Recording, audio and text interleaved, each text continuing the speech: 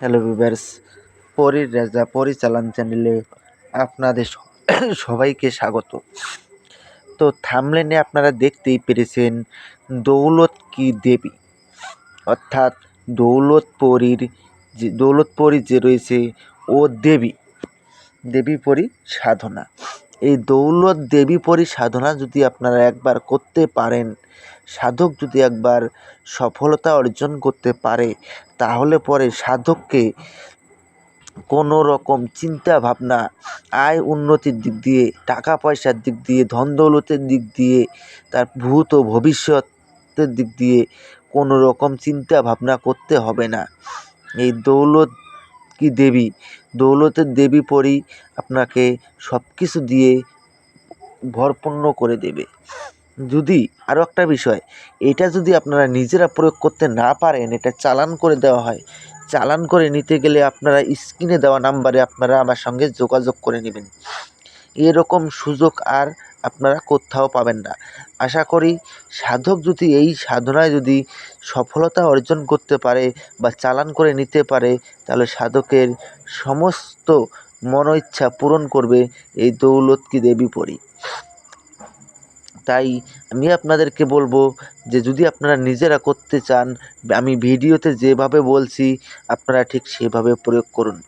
আর যদি আপনারা বলেন যে আপনারা নিজেরা করতে পারবেন না, তাহলে পরে আপনারা স্ক্রিনে দেওয়া নাম্বারে আপনারা আমার সঙ্গে যোগাযোগ করে নেবেন। এই চালান করে যদি নিতে চান তবেই, যদি চালান করে নিতে চান তবে যোগাযোগ করবেন। আর নিজেরা যদি করেন, তাহলে আমি ভিডিওতে যেভাবে বলছি আপনারা ঠিক সেরকমভাবে প্রয়োগ করবেন, তাহলে পরেই আপনাদের কাজ সম্পূর্ণ হবে।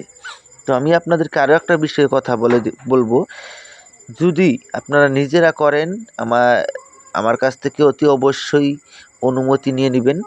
অনুমতি নেওয়ার জন্য আমার চ্যানেলটাকে সাবস্ক্রাইব করবেন, লাইক করবেন, শেয়ার করবেন এবং তারপরে আপনারা কমেন্টে অনুমতি চাইবেন। আমি আপনাদেরকে অনুমতি দিয়ে দিব। যদি বাই চান্স কারণবশত আমি আপনাদেরকে কমেন্টে রিপ্লাই দিতে নাও পারি, লাইক কমেন্ট শেয়ার সাবস্ক্রাইব করে যদি কমেন্টে অনুমতি চান, আপনারা অটোমেটিক আমার কাছ থেকে অনুমতি পেয়ে যাবেন। তো আশা করি আপনারা বুঝতে পেরেছেন। তো এখন আর বেশি কথা বাড়াবো না, মূল কথায় ফিরে আসি। সাধক যদি এই মনে করে যে এই সাধনাটা আমি করব, অবশ্যই সাধক এই সাধনা করতে পারবে। কিন্তু সাধকের মনে সাহস, ধৈর্য এবং শক্তি, এই তিনটি থাকা খুবই অত্যন্ত জরুরি।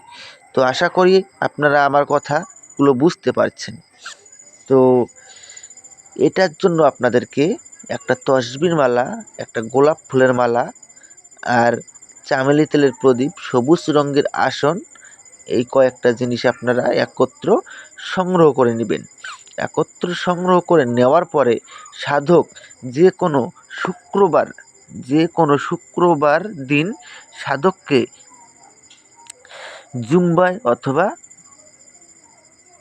মসজিদে অথবা মন্দিরে সামর্থ্য অনুযায়ী কিছু টাকা পয়সা দান করে দিবেন। দান করে দেওয়ার পরে এই যে স্ক্রিনে দোয়াটা দেখতে পাচ্ছেন, ইয়া আল্লাহ দৌলত কি দেবী হাজির শাহ, এই দোয়াটাকে আপনারা 317 বার জপ করে সিদ্ধি করে নেবেন।